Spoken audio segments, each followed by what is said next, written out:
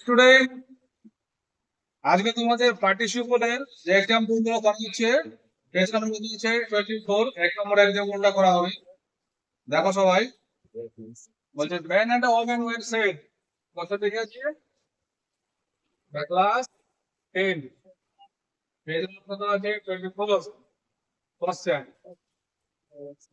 Main, এই যে main কথাটা ঠিক না, মেন এর হচ্ছে plural, and woman,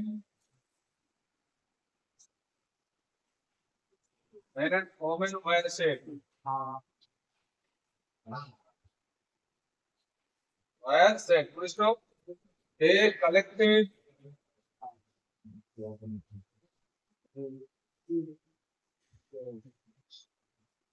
they collected around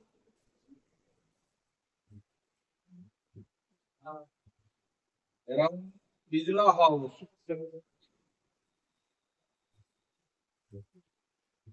ঠিক আছে, এটা কি করতে হবে? পার্টিসিপল করতে হবে। এখানে শুধুমাত্র লেখা আছে পার্টিসিপল। ঠিক আছে, পার্টিসিপল তিন প্রকার, তো present participle, past participle and perfect participle. ঠিক আছে, এই তিনটা পার্টিসিপল মধ্য থেকে এখানে কোন পার্টিসিপলতে উত্তরটা যাবে সেটা কিন্তু ডিসাইড করতে হবে। এবার এখানে অ্যান্সার লিখছি। দেখো, নিয়মে কি বলা হয়েছিল যে যদি প্রশ্ন মধ্যে কি দেওয়া থাকে, ইজ আর ওয়াজ ওয়াজ যদি দেওয়া থাকে, আর সাবজেক্ট যদি কি থাকে বলতো একই থাকে, সাবজেক্ট কি থাকে একই থাকে, তাহলে করে সর্বপ্রথমে পার্টিসিপেলটা কি দিয়ে যাবে? বিং দিয়ে যাবে। এটা নিয়ম লেখা ছিল। ঠিক আছে, তাহলে এখানে দেখো ওয়ার পাওয়া গেছে, তাহলে এটা হচ্ছে কি প্রেজেন্ট পার্টিসিপল। তাহলে অ্যান্সারটা প্রথমে কি করবো? এই ওয়ার জন্যই কিন্তু এখানে প্রথমে কি বসাবো? বিং বসাবো। ঠিক আছে, তারপর কি man and woman, be man and woman না, তাহলে be sad, S A D sad. বোঝা গেল? এই ওয়ান যেটা কি করলাম, বিং করলাম, তাহলে বিং সেড। এবার এটা ফুল স্টপটা আছে, এখানে কি হবে? কমা হয়ে যাবে। ঠিক আছে, এখন দেখো সাবজেক্ট মেন এন্ড ওমেন, এটা একটা সাবজেক্ট প্রথম বাক্যে।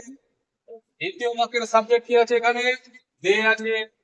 দে বলতে কাদেরকে বোঝানো হচ্ছে? যেটা এখানে প্রোনাউন হিসেবে বসেছে, এই দে বলতে এখানে মেন এন্ড ওমেন কে বোঝানো হয়েছে। বলে এখানে সাবজেক্টটা বসবে কি? Men and women. ঠিক আছে, being sad men women, collected, তারপরে চলে আসবে সাবজেক্ট উপরে, এখানে কালেক্টেড,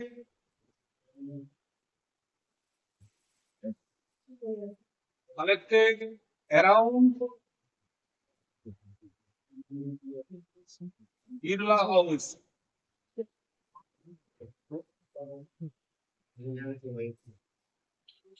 বিড়লা হাউস। ঠিক আছে, তাহলে অ্যান্সার কি হবে? Being sad men and women collected around Birla House. এটা হলো পার্টিসিপল দিয়ে অ্যান্সারটা। বোঝা গেল সবাই? Yes, sir. ওকে।